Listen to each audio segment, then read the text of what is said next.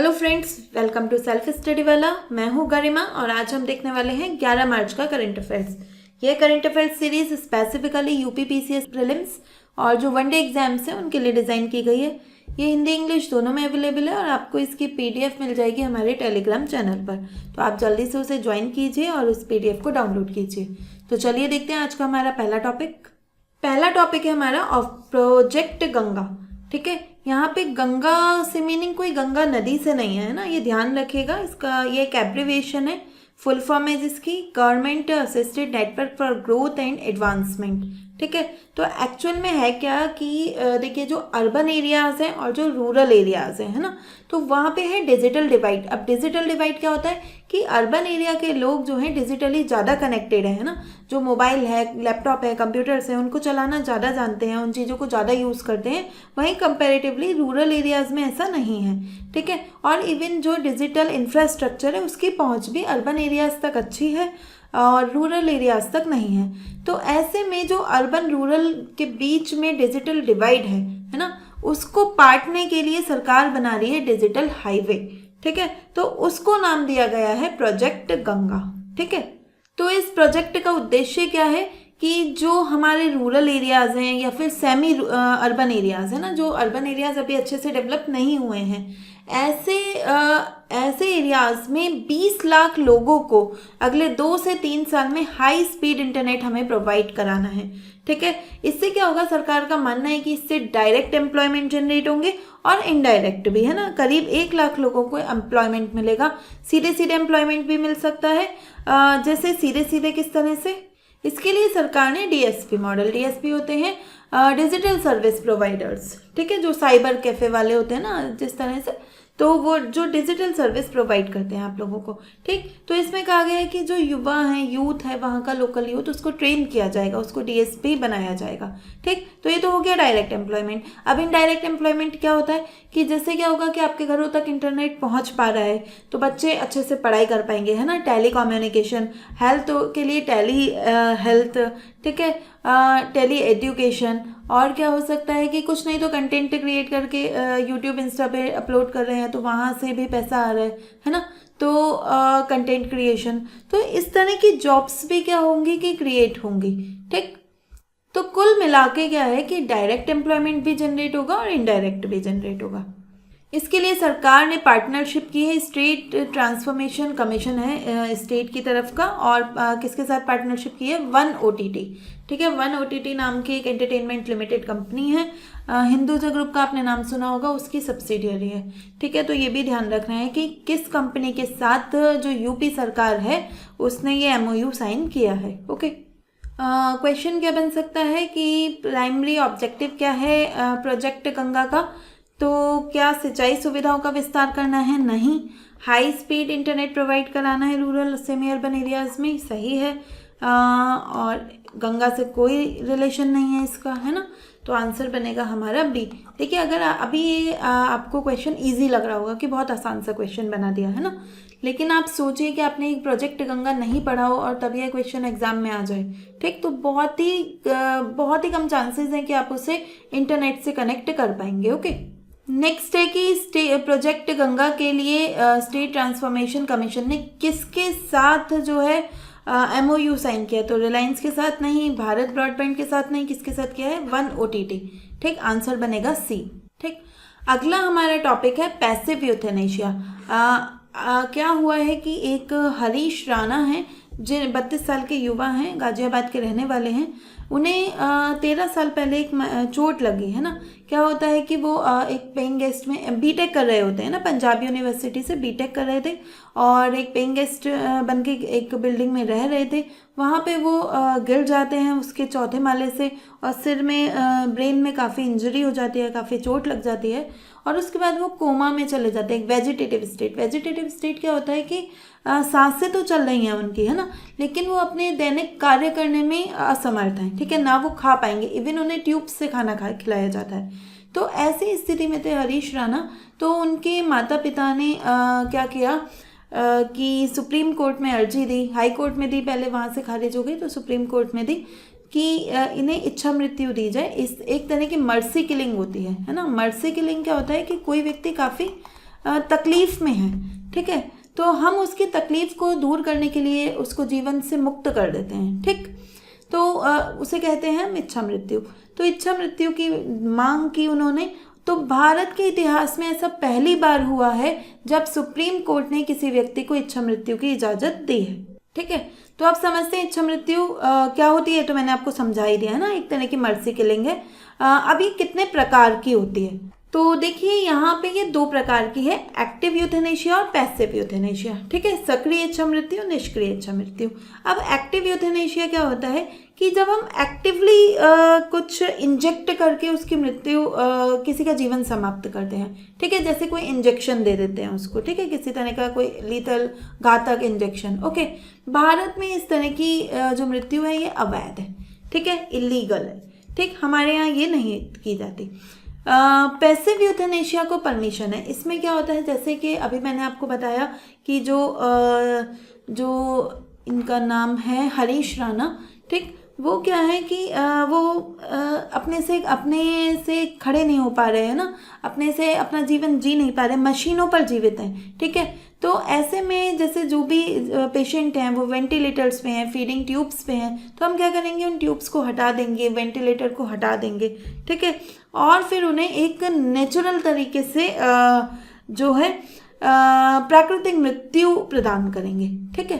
तो ये है पैसिव यूथेनेशिया, जिसमें हम कोई इंजेक्शन नहीं देते है ना उसका जीवन समाप्त करने के लिए, बल्कि जो जीवन रक्षक उपकरण होते हैं उनको हटा लेते हैं, ठीक। भारत में ये पहले वैध नहीं थी, लेकिन बाद में इसे लीगल कर दिया गया है। इसका भी समझते हैं कि कब ये लीगलाइज हुई। तो देखिए, अरुणा शानबाग का केस आपने में भी सुना होगा। अरुणा शानबाग एक नर्स थी, ठीक है, जिनके साथ दुष्कर्म हुआ और फिर वो कोमा की स्थिति में चली गई थी और बहुत लंबे समय तक कोमा में रही। तो लोगों ने काफ़ी डिमांड की कि उन्हें भी इच्छा मृत्यु दी जाए, उनके परिवार वालों ने। तो उस समय पे ये केस गया 2011 में सुप्रीम कोर्ट में। तो सुप्रीम कोर्ट ने कहा ठीक है, क्योंकि हाँ ऐसा किया जा सकता है, लीगलाइज किया कि एक्सेप्शनल सर्कमस्टेंसेस में ऐसा किया जा सकता है, ठीक है। लेकिन क्या था कि अरुणा शानबाग को पैसिव यूथेनेशिया की परमिशन उस समय नहीं दी गई थी, है ना, क्योंकि कोर्ट विचार ही कर रहा था। और इसी बीच में कोर्ट में केस चल ही रहा था कि इसी बीच में अरुणा शानबाग की प्राकृतिक तरीके से ही अब स्वतः ही मृत्यु हो गई, ठीक। उसके बाद आता है कॉमन कॉज एक केस, कॉमन कॉज जजमेंट 2018 का। इसमें क्या है कि सुप्रीम कोर्ट ने कहा कि व्यक्ति को जो है, जो आर्टिकल हमारा 21 है ना, भारतीय संविधान का अनुच्छेद 21, उसमें किसी व्यक्ति को राइट टू लाइफ मिला हुआ है ना। तो राइट टू लाइफ में right to die with dignity भी है, कि जीवन के अधिकार में गरिमा के साथ मरने का अधिकार भी शामिल है। तो उस समय पे जो पैसिव यूथेनेशिया है उसको अच्छे से लीगलाइज किया गया। लिविंग विल्स बनाई जाने लगी, है ना, कि इसमें लिविंग विल में क्या होता है कि हम पहले से ही एडवांस में मेडिकल डायरेक्टिव्स दे देते हैं कि अगर हमारे साथ भविष्य में ऐसा कुछ हो जाए कि कोई वेजिटेटिव स्टेट में पहुंच जाए तो हमें इच्छा मृत्यु दे दी जानी चाहिए, है ना। तो व्यक्ति अपने जीवन का फैसला पहले ही कर देता है, तो इसे कहते हैं हम लिविंग विल। तो लिविंग विल का कॉन्सेप्ट आया उस समय पे इंडिया में और उसको लीगलाइज किया गया 2023 में, उसको और सिंप्लीफाइड कर दिया गया है ना उस प्रोसीजर को, ठीक है। तो लेकिन तब अभी तक भी क्या था कि कोई केस नहीं आया था जिसमें पैसिव यूथेनेशिया को परमिशन दी जाए। तो ये पहला केस बना है, हरीश राणा का पहला केस है जिसमें सुप्रीम कोर्ट ने पैसिव यूथेनेशिया को परमिशन दी है, ठीक है। जब हम इंडिया में पैसिव यूथेनेशिया की बात करते हैं तो हम 4 एथिकल पिलर्स पे करते हैं, 4 नैतिक स्तंभ हैं हमारे, जिनको ध्यान में रखते हुए हम पैसिव यूथेनेशिया को आगे बढ़ाते हैं। सबसे पहले है ऑटोनॉमी, ठीक है, स्वायत्तता। जैसे मैंने आपको बताया लिविंग विल, कि हम अपना स्वयं चूज कर सकते हैं कि अगर भविष्य में कभी वेजिटेटिव स्टेट में पहुंच जाएं तो हमें जीवित रखा जाए या फिर हमें इच्छा मृत्यु दे दी जाए, ठीक है। तो ये ऑटोनॉमी है, स्वायत्तता है कि रोगी अपनी चिकित्सा को चुन सकता है ना, कि हमें किस तरह की चिकित्सा चुननी चाहिए। फिर आता है बेनिफिशेंस। बेनिफिशेंस होता है हितकारिता, मतलब जो डॉक्टर हैं ऑन ड्यूटी, जो डॉक्टर हैं जो इलाज कर रहे हैं, उन्हें देखना चाहिए कि जो भी वो कदम उठा रहे हैं वो पेशेंट के इंटरेस्ट में है या नहीं। जैसे अगर हम हरीश राणा के केस में देखें तो डॉक्टर 13 साल से मेहनत कर रहे थे, है ना, कि वो जो है अपना जीवन में वापस आ जाए, लेकिन वो नहीं आ पा रहे। ठीक, तो ऐसे में किसी भी व्यक्ति के लिए अच्छा यह है कि उसे जीवन से मुक्त कर दिया जाए। ठीक, लेकिन अगर सोचिए कि कोई व्यक्ति उसमें सुधार के सिम्टम्स दिख रहे हैं कि वो धीरे धीरे सुधर रहा है, ऐसे में अगर उसको भी इच्छा मृत्यु दे दी जाती है तो वो सही नहीं है। तो ये डॉक्टर्स की ड्यूटी है कि वो जो है पेशेंट के इंटरेस्ट में काम करें। ठीक है, एक है नॉन मेलेफिशेंस। नॉन मेलेफिशेंस क्या होता है? अहानिकर्ता। मीन्स कि आपको आप जो भी निर्णय लेना वो जो पेशेंट है उसको हानि ना पहुंचा रहा हो। ठीक है, फिर आता है जस्टिस। ठीक, कि जो लास्ट एंड ऑफ लाइफ पे जो केयर है या जो प्रोटेक्शन है वो सभी को मिले, है ना। ऐसा नहीं हो कि समाज का एक जो बड़ा वर्ग है, ऊंचा तबका है, केवल उसी तक उन चीज़ों की पहुँच हो, ऐसा नहीं होना चाहिए। ठीक, तो ये 4 सिद्धांतों पे हमारे प्रिंसिपल्स काम करते हैं। रीसेंट केस मैंने आपको बता ही दिया है, वहाँ पे जस्टिस पार्डीवाला और जस्टिस विश्वनाथन ने पहला जुडिशियल ऑर्डर दिया कि जो लाइफ सपोर्ट सिस्टम है उसको हटा दिया जाए। ठीक है, एक्सीडेंट में आपको शुरू में ही बता चुकी हूँ इम्पेक्ट क्या हुआ था, और उनके माता पिता ने उनकी बहुत देखभाल की, 13 साल तक अपनी प्रॉपर्टी बेच दी, घर बेच दिया। ठीक है, और जब भी कोई वेंटिलेटर पे है ना तो उसके जीवन को कंटिन्यू रखने में काफ़ी खर्चा आता है ना। तो वो परिवार ने काफ़ी कुछ झेला है उनके लिए कि काश वो वापस आ जाते, लेकिन नहीं आए तो कम से कम एक शांति प्रिय मृत्यु को वो प्राप्त कर पाए। ठीक है, ऐसी उनकी कोशिश रही। हमसे क्या क्वेश्चन पूछा जा सकता है? ठीक है, तो यूथेनेशिया के बारे में ये स्टेटमेंट टाइप क्वेश्चन आ सकता है कि यूथेनेशिया, एक्टिव यूथेनेशिया लीगल है? तो नहीं, लीगल नहीं है। Only passive euthanasia is legal in India. Okay, तो सेकंड स्टेटमेंट है पैसिव यूथेनेशिया में विड्रॉ करते हैं हम लाइफ सस्टेनिंग ट्रीटमेंट को, तो ये सही है सेकंड स्टेटमेंट। थर्ड स्टेटमेंट है हमारा कि passive euthanasia is permitted in India under judicial safeguard, ये भी ठीक है। तो पहला गलत था हमारा, तो आंसर बना 2 और 3। नेक्स्ट क्वेश्चन क्या बन सकता है? Right to die with dignity कौन से केस में आया? तो आता है अरुणा शानबाग। नहीं, आपको कंफ्यूज करने के लिए मैंने इसे पहले नंबर पे लिया ना, अभी तो हमने जस्ट पढ़ा है ना, तो आपको ये क्वेश्चन आसान लगते हैं। लेकिन आप सोचिए जब ये एग्जाम्स में बीच में आएंगे, है ना, और जब आपने करंट अफेयर्स एकदम नहीं पढ़ा हुआ होगा, ठीक, तो वहाँ पर ये आपको थोड़े से डिफिकल्ट लगेंगे। ओके, तो आंसर बनेगा इसका कॉमन कॉज केस 2018 का। नेक्स्ट टॉपिक है हमारा, एक बहुत अच्छा सा कैंपेन चल रहा है, से नो टू प्रॉक्सी सरपंच, कि भाई जो प्रॉक्सी सरपंच हैं उसको कहो ना, है ना। क्या होता है प्रॉक्सी सरपंच? देखिए हमारे देश में क्या है ना, एक सरपंच पति का कॉन्सेप्ट है। अगर आपने पंचायत टीवी सीरीज देखी है ना तो वहाँ पे आपको थोड़ा थोड़ा आइडिया होगा। उसमें क्या है, जैसा कि आप जानते हैं कि 73rd जो हमारा संविधान संशोधन अधिनियम है वो ये प्रावधान करता है कि लगभग 33% सीटें, सॉरी कम से कम 33% सीटें जो हैं वो महिलाओं के लिए रिजर्व रखी जाएंगी जो लोकल गवर्नमेंट है वहाँ पर। ठीक, अब ऐसे में क्या है कि वो तो फिक्स है ना, कि 33 सीटों, कम से कम 33 सीटों पे तो महिलाएं आएंगी ही। तो जब कोई महिला चुनी जाती है तो वो अनभिज्ञ है कि कैसे प्रधान काम करता है ना। तो वो क्या करती है, वो सिर्फ नाम मात्र की जो सरपंच है वो होती है या मुखिया होती है, जबकि वास्तव में जो शक्ति होती है उसके हस्बैंड के हाथ में होती है। ठीक, वो सारी चीज़ें उसके बिहाफ पे कर रहा होता है। तो इसे हम एक तरह का टोकनिज्म भी कहते हैं। ठीक, जैसे टोकन की खुद की कोई वैल्यू नहीं होती ना, उसके बैक में कोई चीज़ आप वो जिस पैसे से वो टोकन खरीदते हो उस पैसे की वैल्यू होती है।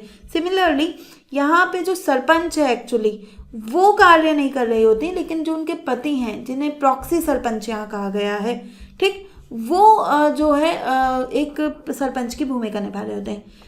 तो यह अच्छा नहीं है जो महिला सशक्तिकरण है उसके लिए। हमने 33% महिलाओं को आरक्षण का प्रावधान ही इसीलिए किया है कि महिलाएं आएँ और एक नेतृत्वकारी भूमिका में जो है आगे आएँ। ठीक है, लेकिन अगर वो ही नहीं हो पाएगा तो हमारे संविधान का जो उद्देश्य है वो निरर्थक हो जाएगा।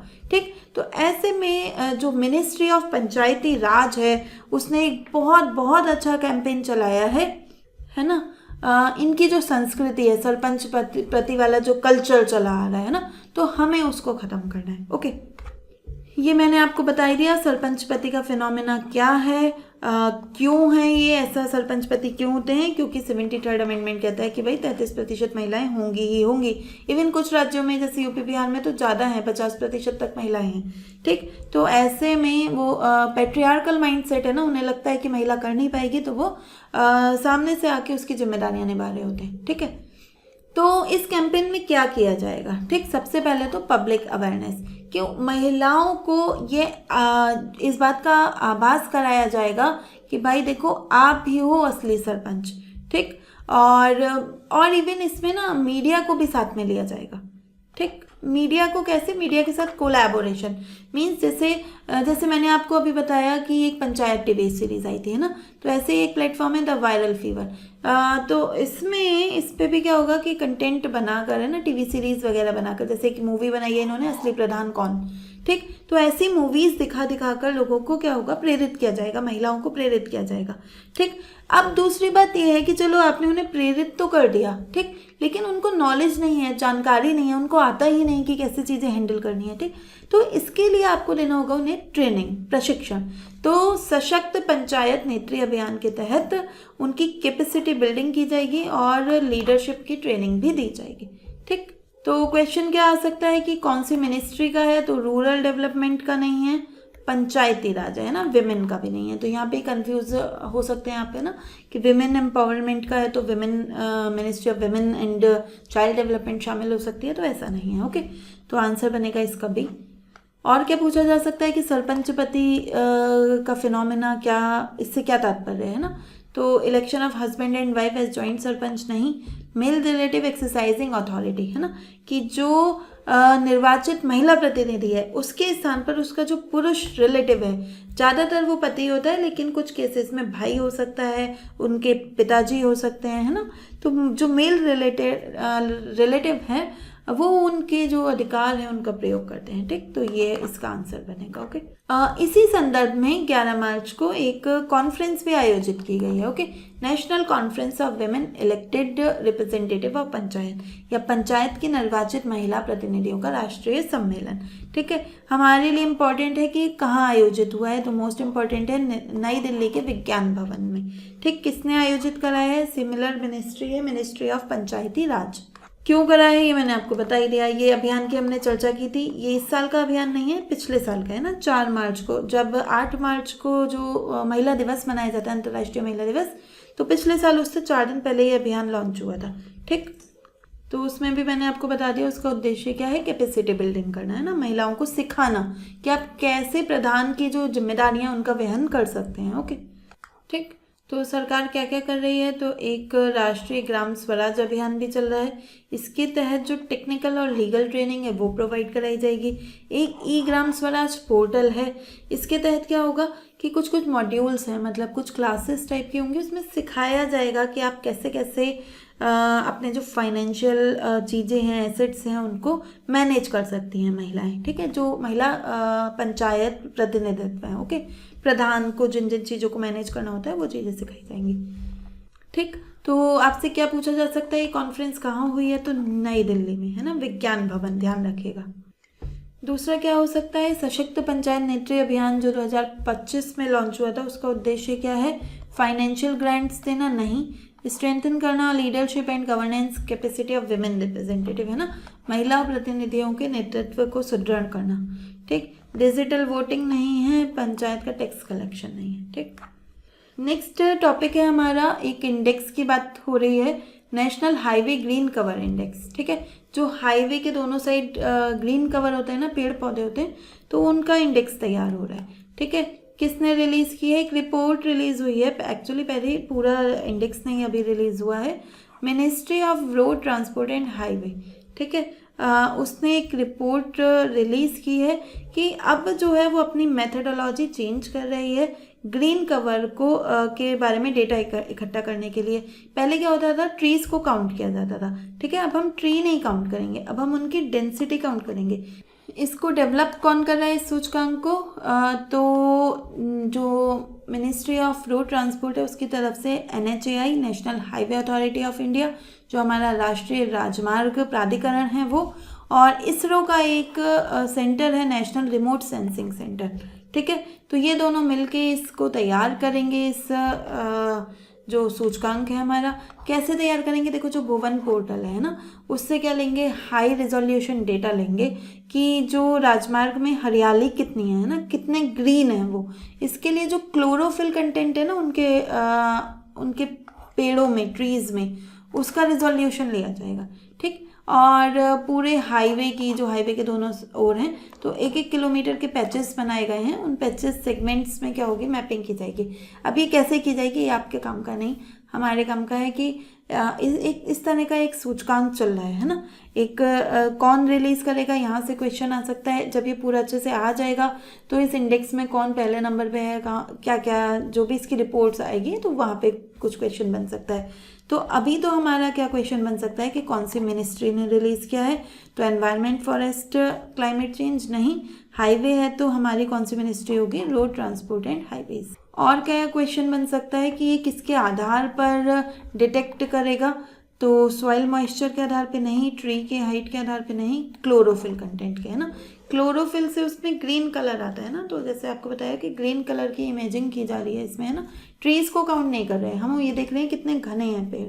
तो घनत्व किस तरह से मापा जाएगा, उनके क्लोरोफिल कंटेंट को देखते हुए। नेक्स्ट टॉपिक है हमारा ह्यूरॉन ग्लोबल रिच लिस्ट जारी हुई है 2026 की। उसमें शाहरुख खान ने डेब्यू किया है, मतलब शाहरुख खान पहली बार इस अमीर लोगों की लिस्ट में शामिल हुए हैं, ठीक है। समझ लेते हैं कहाँ कहाँ से और क्वेश्चन आ सकते हैं। तो भारत की परफॉर्मेंस देखते हैं। भारत तीसरा बड़ा सबसे बड़ा बिलियनियर हब है, ठीक। मतलब कि भारत में तीसरे सबसे ज़्यादा अरबपति पाए जाते हैं, ठीक है। तो भारत में करीब 308 अरबपति हैं, ठीक, जो पिछले साल की तुलना में 57, मतलब भारत रिच हो रहा है ना। ये भी कह सकते हैं, और या फिर ये भी कह सकते हैं कि भारत में असमानता बढ़ रही है ना। दूसरा है तो अगर भारत तीसरे नंबर पे है तो आपके माइंड में क्वेश्चन आना चाहिए कि पहले और दूसरे नंबर पे कौन है। तो पहले स्थान पर है चाइना, ठीक है, उसमें सबसे ज़्यादा 1100 अरबपति हैं, ठीक है। और दूसरे नंबर पे है USA। अगर हम सबसे रिचेस्ट इंडियन की बात करें कि सबसे अमीर भारतीय कौन है, तो मुकेश अंबानी, ठीक, विश्व में वो 17वें नंबर पे आते हैं।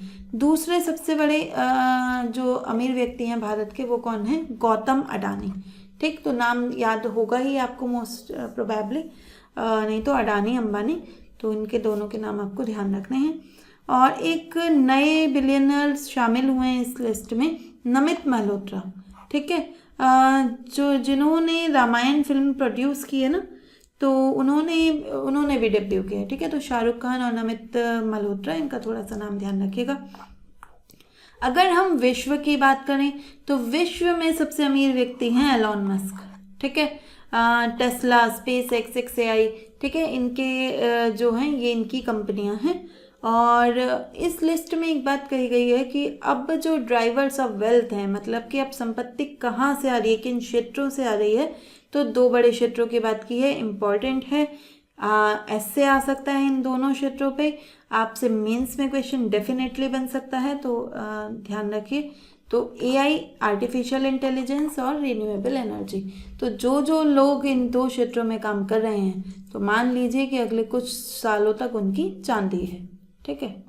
तो क्वेश्चन सीधा सीधा अगर पूछा तो ह्यूरॉन ग्लोबल रिच लिस्ट में किसने डेब्यू किया है, कौन से एक्टर ने, तो आंसर बनेगा शाहरुख खान। अगला क्वेश्चन पूछा जा सकता है कि भारत कौन से स्थान पर है अरबपतियों के लिस्ट में, तो भाई तीसरे स्थान पर हैं हम। और क्या पूछा जा सकता है, स्टेटमेंट टाइप से भी आ सकता है कि चाइना में सबसे ज़्यादा अरबपति हैं, तो सही है। US दूसरे नंबर पे आता है, ये भी सही है। आर्टिफिशियल इंटेलिजेंस और रिन्यूएबल एनर्जी जो हैं, वो 2 नए क्षेत्र, उभरते हुए क्षेत्र बताए गए हैं, ये भी सही है ना। तो आर्टिफिशियल इंटेलिजेंस, कृत्रिम बुद्धिमत्ता और नवीकरणीय ऊर्जा, ठीक। तो तीनों ही स्टेटमेंट सही हैं, तो आंसर हमारा क्या बनेगा इसका, D, 1, 2, 3। एक ईरान का खर्ग आइलैंड काफ़ी चर्चा में है, ठीक है।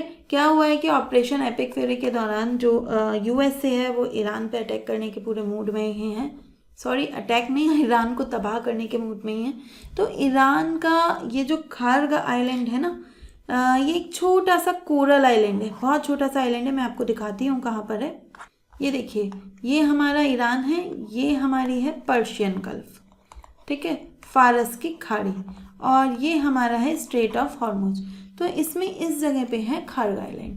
ये जो खार्ग आइलैंड है ना, ये है तो बहुत छोटा सा आइलैंड, लेकिन ईरान के लिए स्ट्रेटेजिकली बहुत महत्व का है, क्योंकि ईरान का 90% तेल जो है वो यहाँ से एक्सपोर्ट होता है। जो दूसरे देशों में जाएगा ना, वो इस आइलैंड से जाता है, ठीक है। यहाँ पे है ऐसा इंफ्रास्ट्रक्चर। तो अमेरिका ने इसको धमकाया है कि ये इस पे कब्जा कर लेगा, ठीक है, खार्ग आइलैंड पे। इवन अमेरिका ने पिछले कुछ दिनों में इस पर कुछ अटैक्स भी करे हैं, ठीक। तो उसके जवाब में जो हमारा ईरान है, उसने स्ट्रेट ऑफ हॉर्मुज को जो है ब्लॉकेट कर दिया, बंद कर दिया है, ठीक। मतलब यहाँ से जो शिप्स हैं वो नहीं आएंगे, ठीक है। तो अब देखिए कि ऐसा क्यों कर रहा है अमेरिका। तो सीधी स्ट्रेटेजी है भाई। देखो, यहाँ से ईरान अपना तेल एक्सपोर्ट करता है, तेल एक्सपोर्ट करेगा तो उसको क्या मिलेगा, पैसा, डॉलर, ठीक है। पैसा मिलेगा तो वहीं से तो वो जो उनकी इस्लामिक रिवॉल्यूशनरी गार्ड कॉर्प है, उसको वो मजबूत हो रही है ना।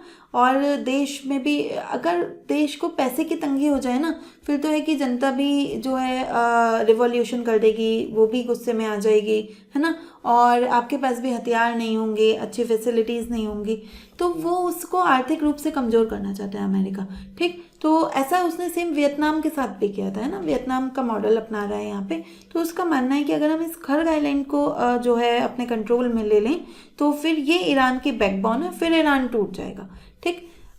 तो हालांकि एक जास्क टर्मिनल की भी बात हो रही है। जास्क टर्मिनल इस जगह पे है, ठीक है, ग्वादर पोर्ट के पास में है जास्क टर्मिनल, ठीक। वो स्ट्रेट ऑफ हॉर्मुज के बाहर आता है। हालांकि वो भी ईरान का ही है, वो उससे भी एक्सपोर्ट होता है, लेकिन वो इतना डेवलप नहीं है जितना खार्ग आइलैंड है, ठीक।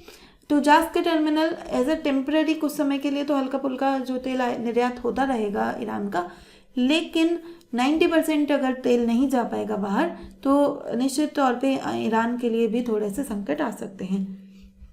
तो यहाँ देखना क्या होगा हमें, तो बस हमारे लिए काम का क्या है एग्ज़ाम के पॉइंट ऑफ व्यू से, कि ये जो चीज़ें चर्चा में आ रही हैं ना, जैसे नतांज फैसिलिटी हमने देखी थी इससे पहले, ठीक। अब ये खार्ग आइलैंड, तो इस तरह की जो चीज़ें आती रहेंगी हम उसे ध्यान याद करते रहेंगे, ओके। सीधे सीधे क्वेश्चन बनेगा इन पे, ओके। तो सीधा पूछा जाएगा खार्ग आइलैंड न्यूज़ में था, कहाँ पे है ये, तो भाई पर्शियन गल्फ में है, सी। दूसरा पूछेगा कि खार्ग आइलैंड जो है उसको स्ट्रेटेजिकली इम्पॉर्टेंट माना जा रहा है जियोपॉलिटिकल कॉन्फ्लिक्ट में, तो वो क्यों उसे इम्पॉर्टेंट माना जा रहा है। तो ईरान की न्यूक्लियर एनरिचमेंट फैसिलिटी है, नहीं। ईरान की मिसाइल टेस्टिंग साइट है, नहीं। ईरान की ऑयल एक्सपोर्ट को कंट्रोल करती है, तो ये सही होगा आंसर, ओके, सी बनेगा इसका आंसर। नेक्स्ट है कि ईरान के बुशहर प्रोविंस में है, हाँ ये एकदम सही है, बुशहर प्रोविंस में, ये अभी मुझे बताना रह गया पर ऊपर लिखा है, ठीक है। फिर है ऑयल एक्सपोर्ट करती है, ये भी ठीक है। It handles nearly all of Iran oil, है ना। मैंने बताया 90% से ज़्यादा ऑयल जो है यहीं से जाता है। देखिए यहाँ पे है नियरली, है ना, तो ये स्टेटमेंट ठीक हो गया। अगर नियरली की जगह, नियरली को मैं थोड़ी देर के लिए हटा दूँ, है ना, आप देखिए अगर मैं इसको थोड़ी देर के लिए हटा देती हूँ, तो ये बनेगा it handles all of Iran export, तो ये गलत हो जाएगा, है ना। तो आपको ये जो छोटे छोटे वर्ड्स हैं इन पे भी ध्यान देना है, ठीक है। तो कभी भी एक्सट्रीम वर्ड नहीं चूज करना, लेकिन इस तरह का लिबरल वर्ड है तो उसको हम लेके जाएंगे, ओके, ठीक है। नया टॉपिक है हमारा कि यूएस ने पार्टनरशिप की है भारत की एक कंपनी के साथ, ठीक। यूएस में रिफाइनरी बनाई जा रही है, ठीक है, तेल रिफाइनरी बनाई जा रही है। तो भाई तेल में तो रिलायंस इंडस्ट्री ही है ना, तो उनके साथ इन्होंने $300 बिलियन की पार्टनरशिप की, एक बहुत बड़ी पार्टनरशिप हुई है। अमेरिका की कंपनी का नाम ध्यान रखना है, अमेरिका फर्स्ट रिफाइनिंग, ठीक है, मोस्ट इम्पॉर्टेंट है, डेफिनेटली क्वेश्चन बन सकता है इस पर, ठीक। और इंडिया की साइड से है रिलायंस इंडस्ट्री। अमेरिका की पहली ग्रीन फील्ड है, 1977 में बनी थी नई रिफाइनरी, है ना। उसके बाद 50 साल हो गए, अभी तक कोई दूसरी रिफाइनरी नहीं बनी, ठीक। तो वो लास्ट कब बनी थी, 1977 में मैराथन रिफाइनरी लुसियाना में, ठीक।